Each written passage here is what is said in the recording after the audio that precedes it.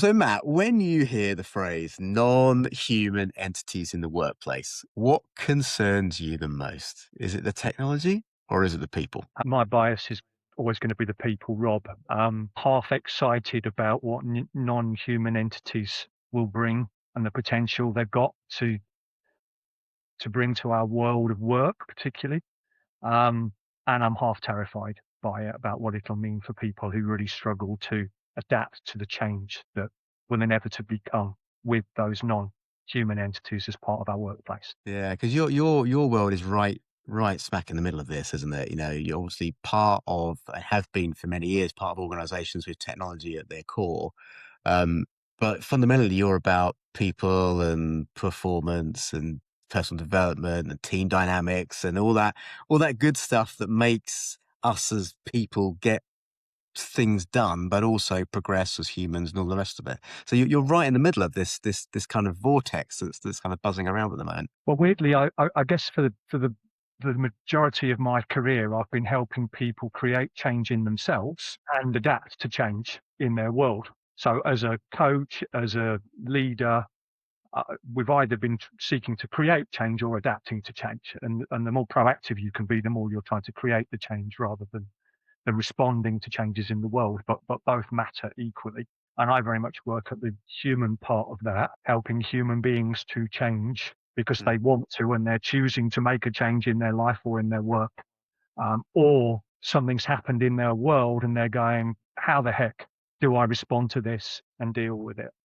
Um, Now, what has happened in recent years is I've then joined a data and technology organization, and I'm thinking about the human being and human performance in the context of data and technology and Mm. delivering valuable data and insights and analytics to customers, which is whew, it's a fascinating time and the pace of change is utterly extraordinary.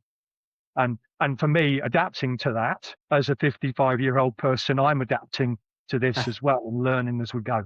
It's fascinating and scary and exciting and discombobulating and uncertain, unpredictable, disorientating. All of those things are true for me and for lots of the people that I'm working with. Yeah, it's fascinating because I think I've always seen or thought about performance maybe as it's like a scarcity metric, isn't it? The reason we're interested in it is because the things that make it up are seen through a prism as there isn't very much of it. So maybe it's you want to improve a skill because you haven't got enough skill, or you want to bring more energy because there's not enough energy in the world, or you just need to do better with your time because time is scarce. And it feels like, yeah, I don't know. Is that a fair characterization of kind of how performance is considered from your point of view? To some extent, yes. I think that I there's a reactive part to it, which is the scarcity bit, which Mm. is I don't have enough of something, therefore I need to work on it. But there is also the opposite of that, which is I have these unique qualities and strengths as a person, or skills or attributes. How do I make more of them and make the most of them in contributing to the success of the organization that I'm a part of, or to the success of the team that I'm a part of, or to making a difference in the world at large. It's both a scarcity thing of trying to develop skills that you've not currently got, but it's also an abundance thing, which is making the most of some of those unique qualities and traits and attributes that you possess as an individual. So Yeah. it's both sides of that coin, Rob, is what performance is. It's both a plug some gaps or improve something that's a bit scarce, and it's also look to make more of something that you have got. Make the most of that quality and characteristic. Right, interesting. Yeah. So, is it a relative measure as well? You mentioned the word unique there as well. Like you've got something unique, which is relative to something else, I suppose. Yeah, there's very little that is unique, in all honesty, isn't there? Is that even though I've got some strengths and talents and capabilities, they're not unique. Other people also possess those strengths and talents and capabilities. Now, Yeah. each of us is a unique individual in our own right. So we there is some uniqueness to each of us, and the blend of talents and strengths and personality traits and the things we bring, the blend of those things is unique to us, but clearly other people also possess them.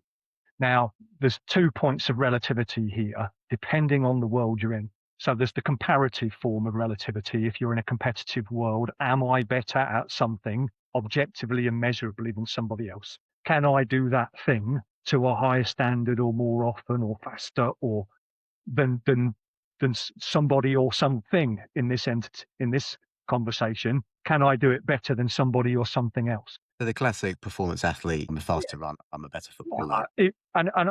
I can improve my performance, and therefore I'm likely to get a better result. And that result is, if you're an athlete, you stand on a higher step on the podium and you get a different color of medal, Mhm. or the paycheck that you get at the end of the season is higher because you finished higher up the table than your competition. So there's the relative part, and then there's the relative part with yourself, which is a more internal lens, is you becoming a better version of you and you on that journey of self-improvement. And that second part is really where I focus mostly. If you Mhm. improve yourself, then providing you can out improve your competition, then relatively what you'll start to do with the external lens, the relative to other people or other organizations lens, you'll start to outperform those other organizations and get better outcomes. But the place I like to focus the most is on relative to yourself. Are you improving? Are you Mm. incrementally making yourself a little bit better at what you do, better today than you were yesterday? Yeah, okay. And I guess that's part of the challenge when you're working with other people, isn't it? And team dynamics, because one of one of those things is very much a view of how other people see my performance, how other people see what I'm doing, what I'm achieving, how I'm holding my carrying myself in the world. That's one thing, and maybe that's the league table, and that's the world record you're chasing, or whatever it is. And that's the outside looking in measure. But then there's the other one is like, and can I say that I am better than I was yesterday, or whatever it is I'm measuring? Is that what is my view of my performance? And how are those two things are intrinsically linked, right? Aren't they? Often it's very difficult. I mean, we all say we shouldn't care what other people think of us ultimately, but it's such a big factor in how we judge our own, our own way in the. We we we can deny our reality as much as we want. But the reality is these brains of ours have not evolved at the same rate as the society that we are now a part of. And these Mm, brains will enable us to survive when we were hunters and gatherers, and they've not evolved yet to keep up with the societal change that we're a part of. So often what we're dealing with in our brains is quite a primitive approach, and that is highly competitive. It is survival of the fittest. It is, I am more likely to eat if I can outrun that other bloke next to me mm, who's also chasing the same meal. If I can run faster and be stronger than them, I'm more likely to survive. And you are here and I am here because our ancestors won those races and it is bred into us. We would not be here were it not for a successful genetic lineage. So it is programmed into us. Our brains and our bodies are built to enable us to survive. But now we live in this much more cosseted and cozy world, but our brains are still competitive inherently. And we can fight it and we can try and deny it, but actually we're born to compete. yeah, yeah. We strive for comfort, but we're born to compete. I guess is the we don't really want the comfort. It's not good for us. Yeah, Well, and it's that's an. all the stuff towards high performance, Rob, actually, is the willingness to step into discomfort and stretch yourself and challenge yourself and see if you can improve yourself. And then you become a little bit better at what you do through that process of trying something new. And I think that links rather beautifully to how the team dynamic piece is how do we move together and how do we adapt to new people as they join those teams or new entities as they start to contribute to those teams. How do we adapt ourselves in that new context and to continue to perform pretty well and make a contribution? Yeah, I mean, particularly when these entities, I suppose, don't have the same scarcity limits that we do, right? So there's a risk on the one hand of us judging ourselves against these new capabilities, entities that aren't limited on time, that aren't limited in skill, that aren't limited in energy. They could just run forever as things are collapsing. But equally, they enable potentially, on the other hand, they enable that sense of comfort, don't they? Because they can take a lot of the effort away from us ultimately, which I guess is that gonna limit my ability to become a high performer because I'm not doing a lot of the hard work myself, or I'm not making myself uncomfortable?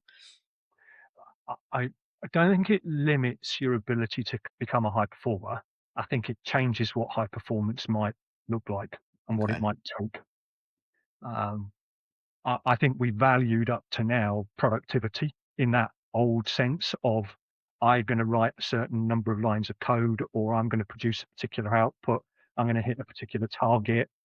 I'm going to produce a set number of articles, whatever it is.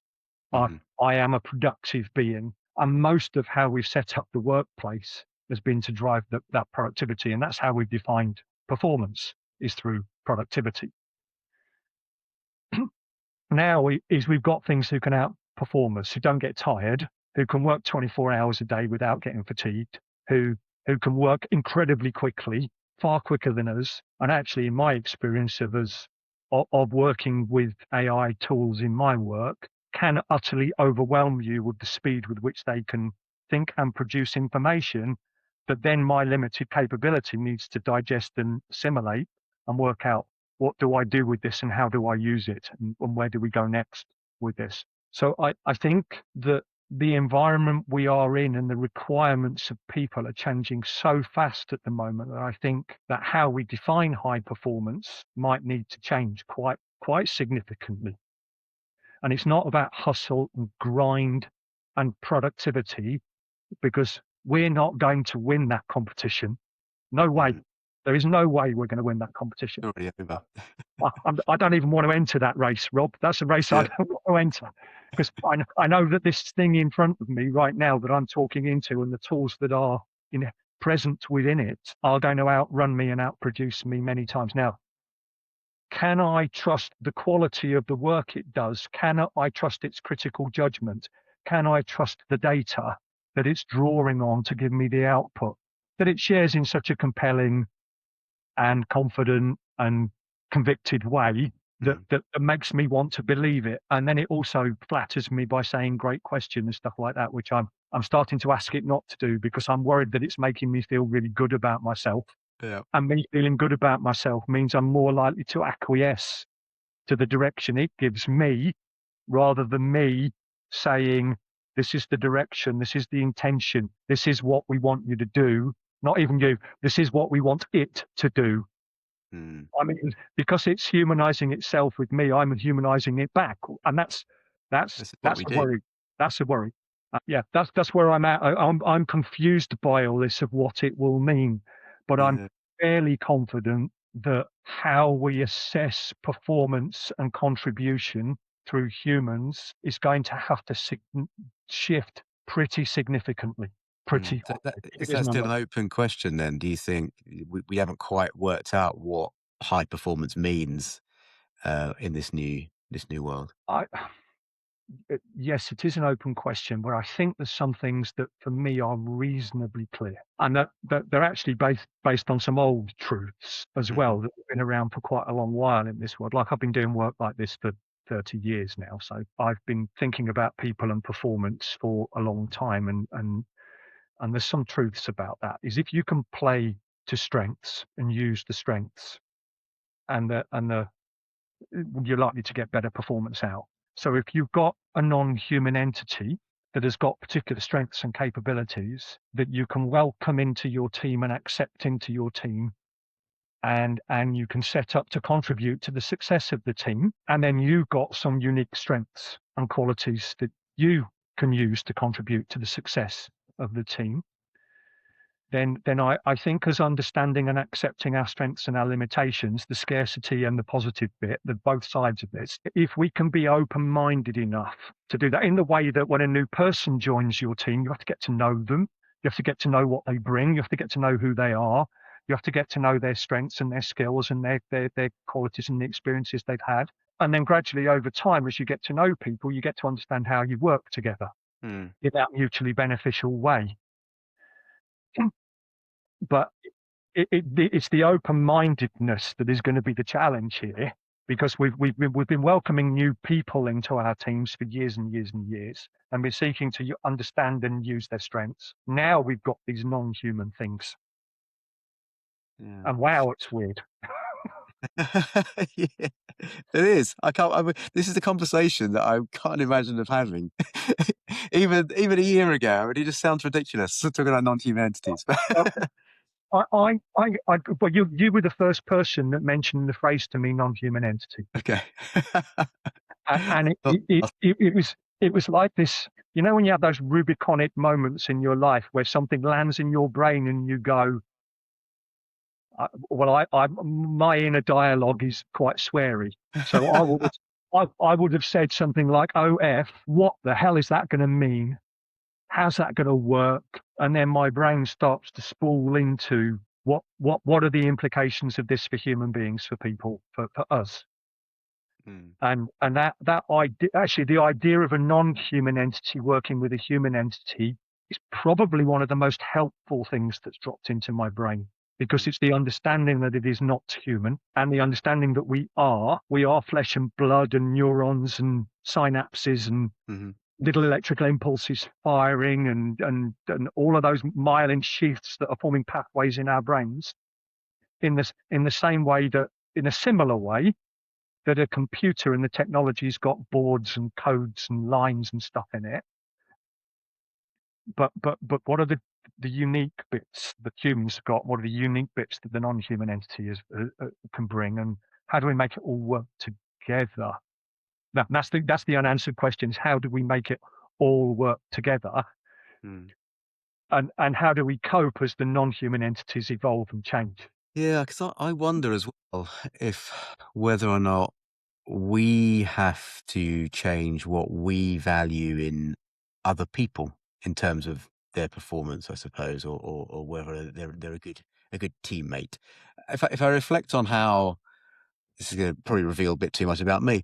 If I reflect on how considered high performing people, I suppose, or whether I'm performing well, it's actually not visible effort. I think actually, if it looks like someone is putting a lot of effort in, that's commendable and that's great. But because you can see how difficult it is for them, uh, it doesn't elevate them to high performer in my mind, I suppose. I think what my ideal of the high performer is someone who's very capable and is obviously working at a million miles an hour and doing and putting all the hours in and all the rest of it. But they're basically the swan. Everything's going on underneath the surface and you can't really see it, and all you can see is the outcome. And culturally, I think as a culture, I think this has been a bit of a problem because what that's ended up with when people feel that way is that they basically want the outcome, but they don't want the effort that goes into it. You know, like I want your outcome, I don't want your journey, is the adage, isn't it? But Yeah. I wonder if that's the thing. That if effort is going to decrease, and we'll have to, whether it's visible effort or invisible effort, we do value the fact that someone is working hard.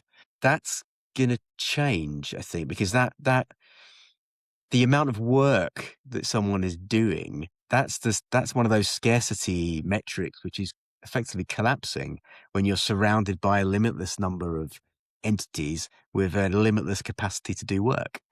So how do we value ourselves in that? Because my level of effort might drop by some objective measure. I don't know. But equally, my teammates. How do I value that my teammate is giving everything? because I can't see the effort anymore. What is it I'm seeing? What am I valuing? God, that's really interesting, because you can value someone because of the effort they're putting in, and you can see that they're trying hard. Hmm. Um, this actually takes me back to a conversation that I was not a part of, but I heard about from someone who was a part of it, where you want to, if you think about high performance sport as a metaphor here, quite useful. If you've got teammates who aren't putting in the same effort as you start to resent those teammates. Right. You need to see effort. Effort is the constant, but what then happens is that over time the output gets better for the same effort, and Hmm. that's a sign that performance is improving. So effort stays the same. We're all trying really bloody hard, but we're getting better and better and better and better, and outputs are improving and outcomes are getting better. What when we can't see the effort? What when we can't measure the effort? And the interesting thing is about real high performers, which you mentioned directly, Rob, is that they do have an amazing ability to make it look easy, and they almost look effortless. You watch someone who is truly world class at playing a musical instrument, They don't look like they're trying hard. They look at one with their instrument. Mhm. But my goodness me, have they worked hard to get to easy. They have worked hard to find ease on the far side of hard work. Is the only place in human endeavor where true excellence lies is on the far side of hard work. Is there aren't any shortcuts to it. Mhm. That's a bit different with a non-human entity. So it's a fascinating time because what does that mean that if I think about a bit of self-disclosure here, one of the things that takes me to an unhealthy and an unhelpful place in my world is if I'm part of a team with people and I feel like I'm putting more effort in than them, yet they're getting the same reward out, I get a bit resentful. I think most humans probably do. Absolutely. And Yeah. I think that then the interesting thing is that these machines don't get rewards, so it doesn't really matter. So Yeah. it's that they're not going to get a bonus, they're not getting an incentive plan, they're not getting a paycheck at the end of the month, which is an important part of this is that then is how are they serving us and what are they enabling us to do with the energy, the time that hopefully is created by these things? Are they doing the grunt work so that we can do more of the work that we love? They do the things we don't want to do so that we can do more of the things we do want to do. If you like drawing, don't get AI to produce pictures for you. Other people, different skills, different strengths. How do we use it to serve our own needs?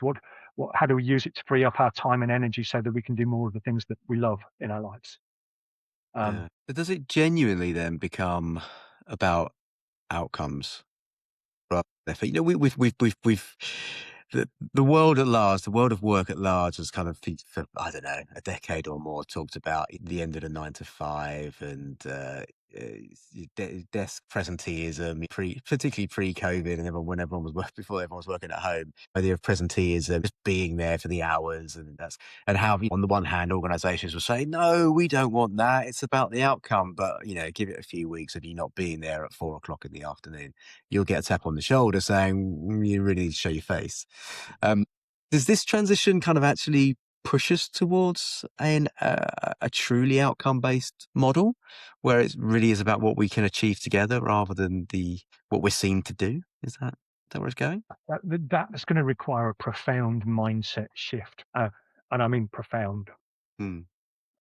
Um, uh, and it might require, and I had this thought before, Rob, so bear with me on this one, is probably going to need a significant shift in the economic model that businesses use to put Hmm. a value on their employees. What is it that they value about that employee, what that person, that human entity in the workplace? What do they deliver that's of value in because there's a trade going on here that my organization gives me a row of numbers with a squiggly sign in front of it that lands in my bank account every month. Hmm. And in return for that, I do some stuff. There's a trade going on. If I'm not doing that stuff and a machine can do it, do I get the same row of numbers with a squiggly sign in front of it into my bank account, or do I become less valuable? Yeah. And as a business owner and as human beings, what future do we want to create here? Now, it depends on whether the driver is greed, Hmm. which we are That's the by default. nature greedy. We go back to the savannah and the hunter-gatherer thing by nature. Oh, we found food, we will be greedy. We'll absorb as much as we can. We're competitive beasts. Our scorecard is money in our world at the moment. And what we value is money, and it's how we keep score in business. So it's going to need a profound shift that we are nowhere near ready for right now because of the way society and the economics of society runs. Because money is our scorecard. It's how we value people and how we demonstrate that we value people. And that requires a debate and a philosophical debate that is way beyond me. But Yeah. God, well, I didn't know that thought was going to come out. But it seems inevitable that is perhaps where we need to go. But we're a long way from that point right now because we're still in the nascent stages of this, of working out how the heck does this work in our world and how do we even just get these non-human entities working effectively in our world, and then what does it then lead to? What are they capable of? What can we use them for? And then what does that mean for human beings at the same time? We need to think about both together, the machine and the human, not just the machine, not just the human, both together as equal priorities. and getting them working together effectively. Yeah, it's an interesting thought because, I mean, you say it's a long way off, and I guess the end game is, that's kind of how you end up down the road of universal basic income and whether that's a good idea and all that kind of stuff. But what we're seeing right now in our day to day as a technology business is that we work in an industry that's essentially drunk on day rates. Everyone's a rate card. There's a number against their day or their hour or their half day or whatever it is. Generally, professional services businesses know how to sell. It's all the people that are buying it know how to buy. You can't go into a big organization and say, "Oh, we're going to sell you some value." They say, "Well, what's the rate card?" The entire system is wired that way. And in a world where, we're seeing the change of what's happening in terms of how and what software engineers do, the life cycle of the development that we produce the SDLC, which has been there for 20, 30, 40 years, unchanged, by and large, apart from tinkering around the edges, is being radically torn up and rewritten, based around the fact that the time that it takes us to produce the software that we build is collapsing. Yeah. That needs to happen, or certainly the inputs are changing. The time is spent elsewhere, Yeah. but the things that were previously valued, the time it's taken to do those things is collapsing. And in the very near future, someone's going to have to come up with a new commercial model for this because customers can't effectively, particularly in enterprise, they can't effectively buy value. um, and if and service providers like us can't survive if we're unable to sell rate cards anymore. So it's a really interesting, messy middle that we find ourselves in because that value exchange, essentially time for money, that it's been dressed up, in various different ways. It's time for money. That's the value exchange. Is disappearing, or is becoming less obvious. Yeah, I agree. And it's an old industrial model, isn't it? Which is the productivity model, which is cost per unit of productivity. Yeah, Is if I've got a really good machine that can do something better than another machine, then it can produce more units per hour than that one, or I can teach a human a system that delivers more units per hour, then I can reduce the cost of that potentially to my customer and therefore deliver better value at lower cost to that organization. That's the way the world has always run and should continue to run. By the way, that's yeah, capitalism yeah. in a nutshell, isn't it? But it's the old industrial model. Mm. So I think that the human bit in this and this, um, I I think we've got a couple of things that are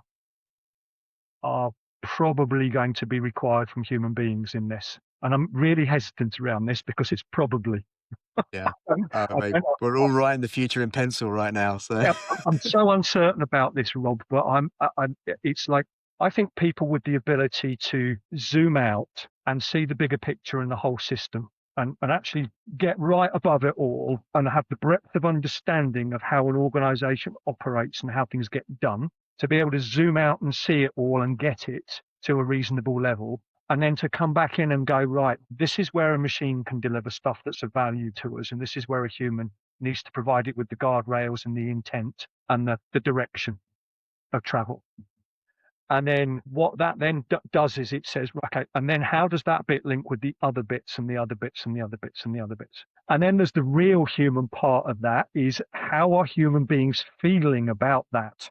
mm, Because it's going to create fear, uncertainty, distraction. Because when you're looking at that whole system of work and you're thinking about bits that the non-human entities can do, so what does that mean for like people who write lines of code yeah. that or people that I don't know do stuff that a machine could do better, faster, without getting tired at lower cost? Mm, And then how do we help humans cope with that pressure, stay calm, undistracted, retrain, shape themselves ready for the future, not for the past, that they're going to end up longing for the past rather than preparing for the future. So I think part of this, it goes back to what I've been doing for through my career, is helping people create change in themselves that allows them to adapt to change in the world. And I think that the ability to zoom out, see the bigger picture, zoom in and know where humans play a role, where machines play a role, architect the process and the system that delivers the work and shape the system, and then supervise the system to make sure that we're using critical judgment, good decision making, high standards and values in how things are done, and those are going to be the skills of the future that human beings are going to need. And till such time as there's artificial general intelligence, and then it'll be able to do that better than us. But let's not go down that rabbit hole. That's not Right. Yeah, 'cause I guess as individuals, we need to understand what our place in that dynamic is, don't we? So if as an individual, I can lift myself out, I can look at the picture, I can say, well, agents are going to fit here, humans are going to fit here, and my role is there, and Mm. that's what I'll be prepared for. I need to give myself a break, you know, do the training I need to do. Don't worry too much about the immediate. I've got be ready for this thing as it evolves, which is obviously easier said than done, but it's about where I fit in this place that is kind of on the one hand. And I guess the other hand is as leaders of teams, leaders of businesses, how do we enable other people to do that? That's going to become a primary role, isn't it? Because as the default would be to fall into the old model. This is enabling incredible efficiency. Activity is going to go up through the roof. We can offer lower costs to our customers or more value to our customers and all that kind of stuff. But what that means for the people on the ground is, yeah, this efficiency is great, but we need to do 400 times more work than we actually had to do previously.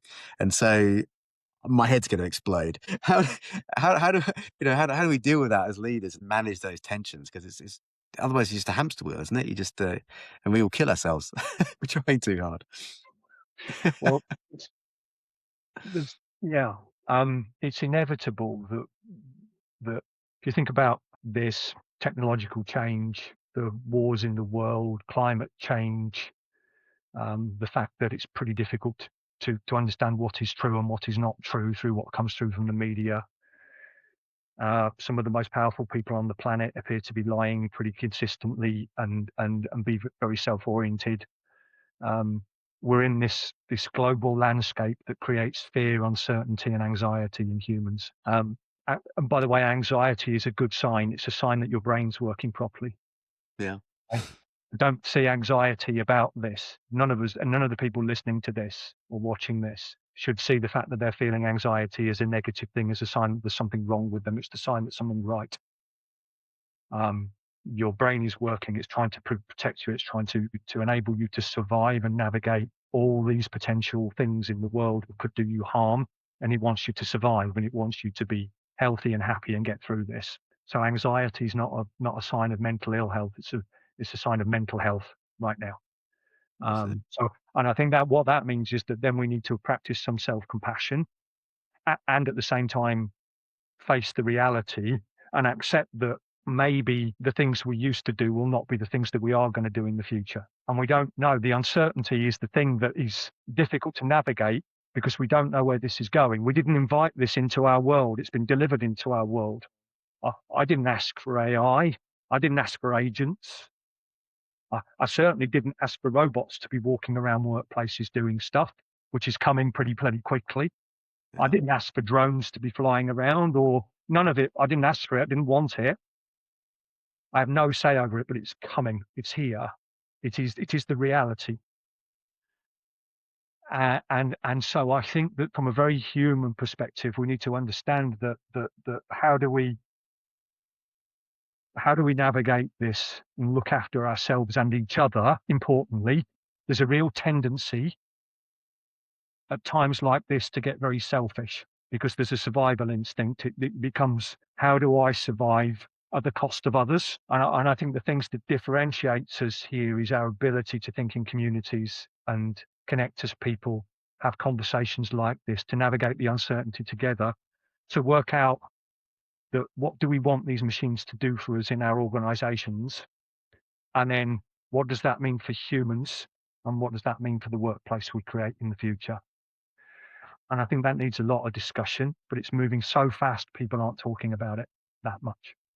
Mm. But it's the feeling of anxiety that we're all getting. And if we're not, I'd be worried about people who aren't feeling anxious, frankly, Rob.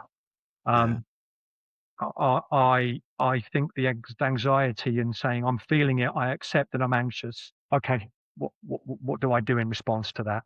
And we've done some work with an organization for a couple of years now. It's a program called Red to Blue, and it's about zooming out, seeing the big picture, understanding what's causing us to feel anxious and minds are going red and distracted and feeling discombobulated and unhealthy and unwell, and then understanding how do I, okay, take stock of the situation, get myself back to a place where I can respond to what's going on in the world in a healthy and helpful way. Um, and I'm really glad we've been teaching people that skill over the years, because it'll help us to navigate these times. Because we're all feeling fear, we're all feeling anxiety, or many people are. I mean, I wouldn't say everybody is, but many people are. So for leaders, I think we've got a duty from time to time to pause and to zoom right out and look at things from 100 miles up in the air and look down from a distance at our organizations. But what are they currently doing? Where are they going? And what future do we want to create? And if we only favor profit and we don't also think about the future for people, I think that's the big paradigm shift that is required in the world, that we need compassionate leaders who balance profit and people and start to shape a future of world that is healthy and helpful for people. But the profit motive is so strong in the world right now. The paradigm shift about what do we value and what do we seek to create in the world. Humans can do that. We've done it throughout the world. Everything the house I live in has been a factor of someone's imagination. The computer I'm talking to you through has been created by human imagination.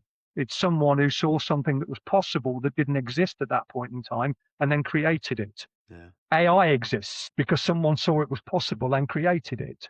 I think a much bigger conversation about what future do we want to create and how do we do that is required. And I don't know the answers, and I don't know anybody who does, but I think the way to find the answers is humans debating and discussing with respect and with compassion and trying to work out, using our unique creative ability to see the bigger picture and imagine the future. And we can imagine stuff that doesn't yet exist. It is one of the unique things that human beings can do. How do we use those unique qualities to shape a healthy, happy future for human beings? Because as you jokingly said it earlier, but there's a truth to it, which is, well, why don't we all go and kill ourselves? Well, the machines might kill us if we let them, but we've also got the opportunity to imagine a future that is better as a result of these things being created.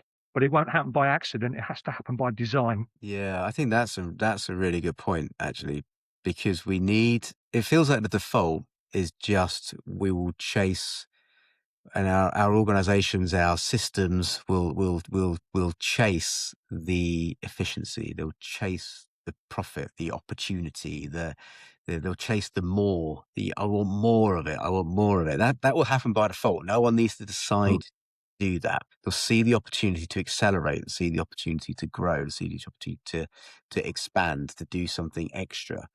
What the deliberate choice is, and where the rethinking, as you say, needs to come, is someone to say, well, let's just take a breath. What does this really mean? That's actually the hard choice. That's the decision, because the rest will happen on its own. This is going to sound really hippie. You go for it. You've known me for a while. I'm not a hippie.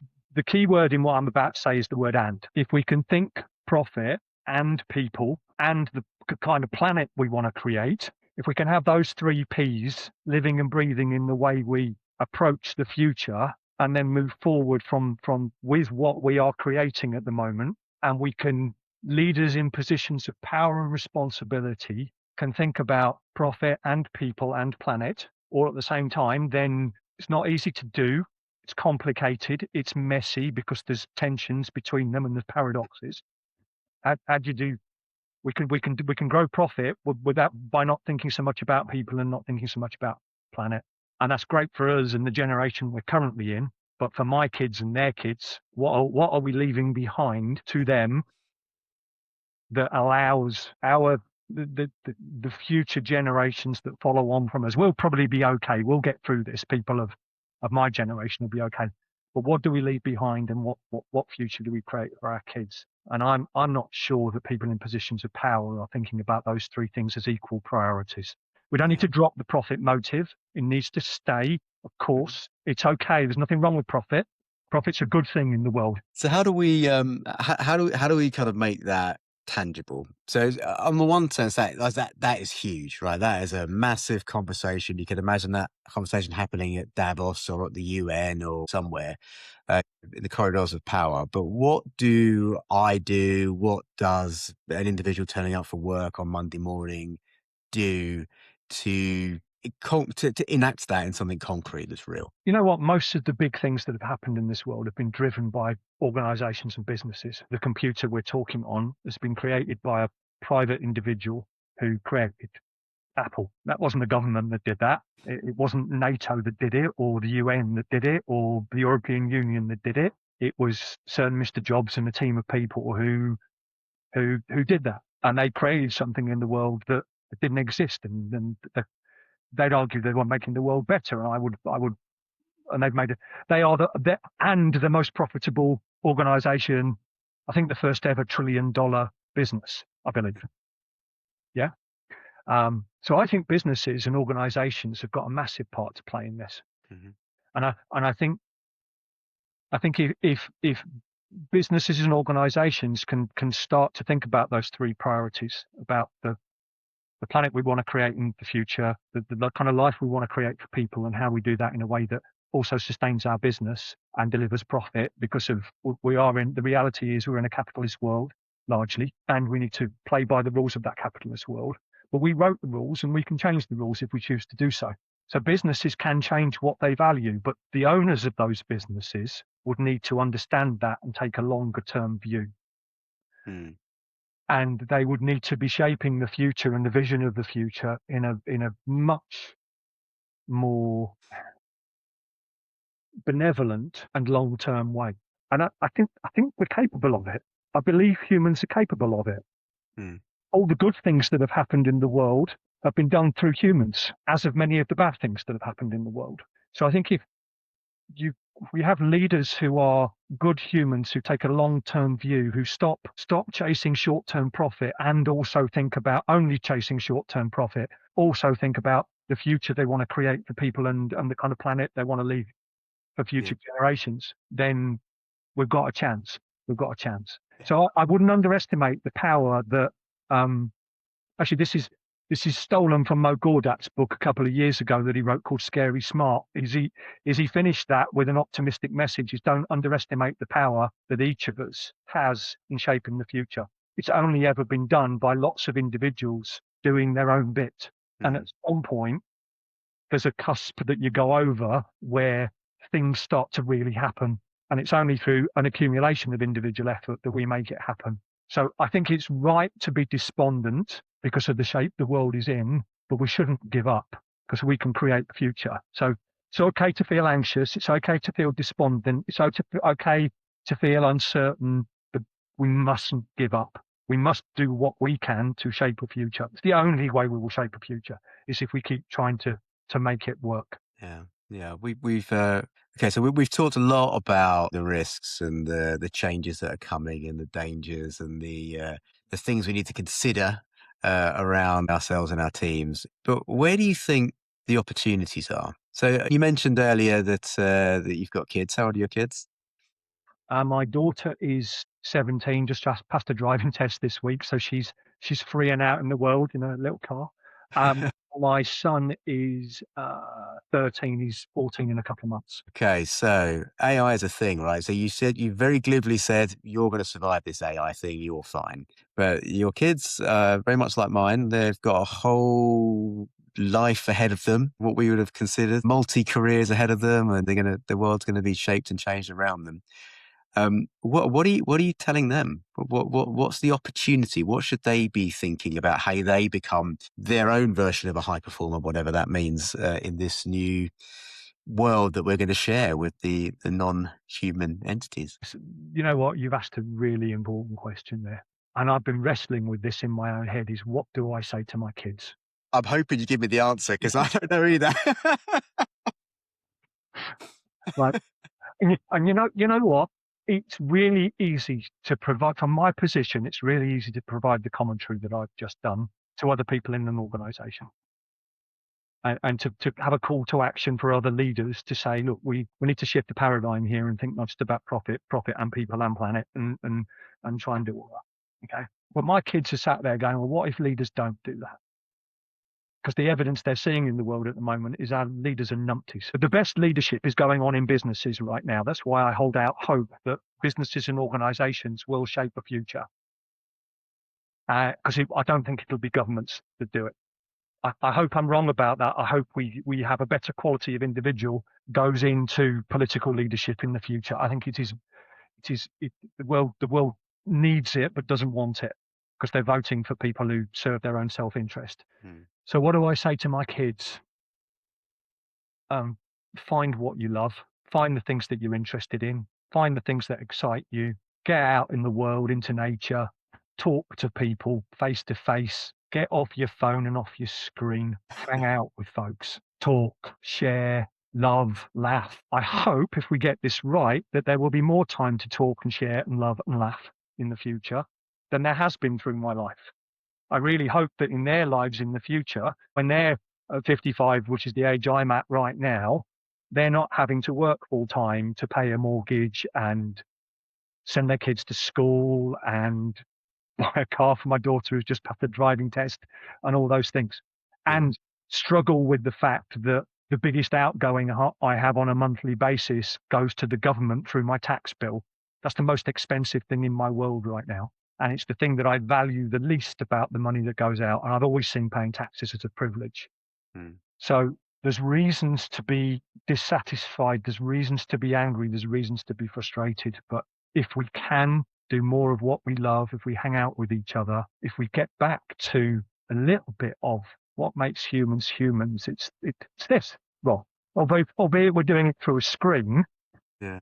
it's two people having a conversation and talking about, hey, what future do we want to create? How can we do that? Not what job do we want to do?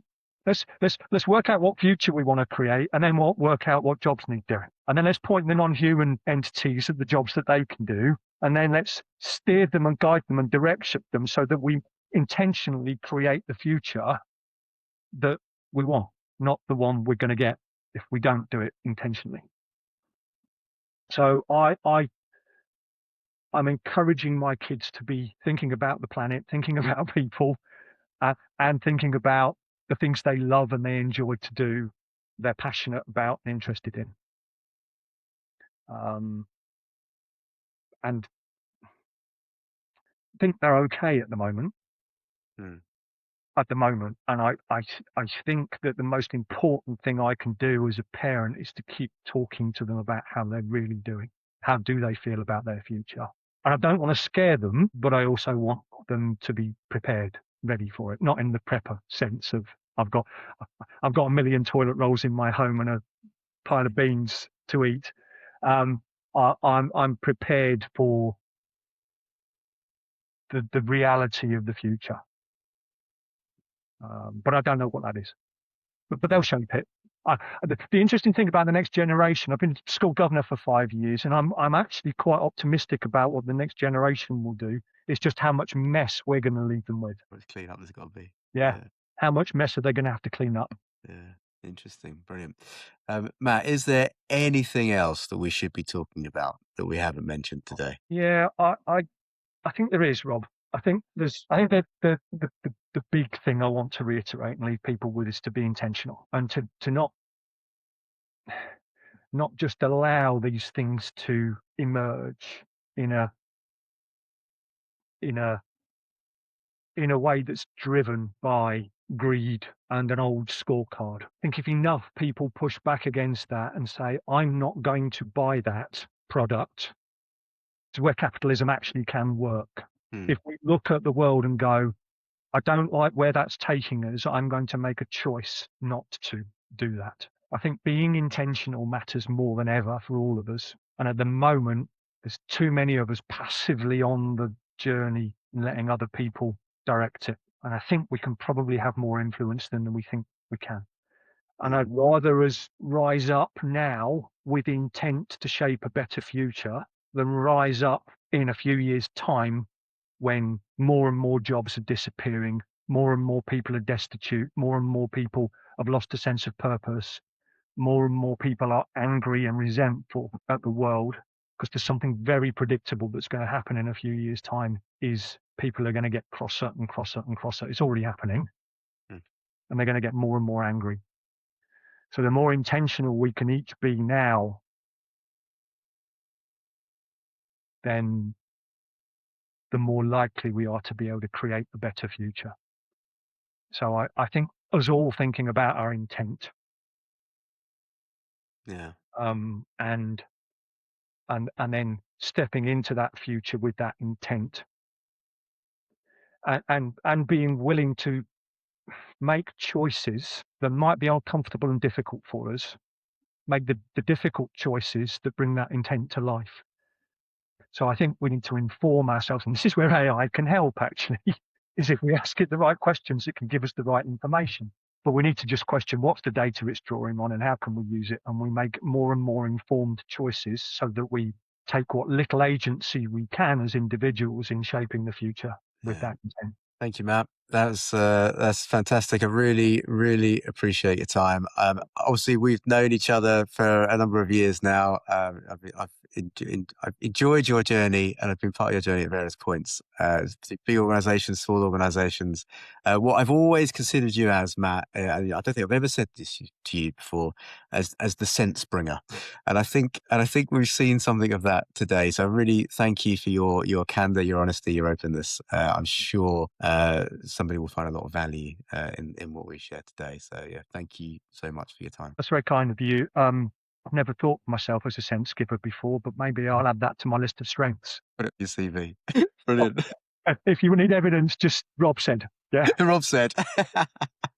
Fantastic. Good. Well, thank you very much. Well, thank you for all you're doing as well to shape these conversations. Because when you think about the next thing now, it's kind of the message that I've just given, isn't it? It's Mm, you've kind of led this as well. It's this is the joy about the world is when humans talk to humans, we co-create something that might is better as a result of the conversation we've had. When we try and make sense of the world we're in and start to think about what future we want to create, it comes up. So the idea of the next thing now is what are we doing now to create the thing we want next? That's the absolutely. intentional piece. So the conversations you're having, the work you're doing, and actually the philosophy you bring to it, and the genuine consideration for people that you, Kev, and others, the fact that you are driving these conversations and making them happen, you deserve a great deal of credit for it. Because the easy thing to do is to not have the conversations, get on with the work, Yeah. and keep sending out the billable hours and generating the profit. But you're setting the example through the way you're approaching this and the discussions you're having that and more power to you, and we could do with more people doing it. Well, thank you very much. Much appreciated. Thank you.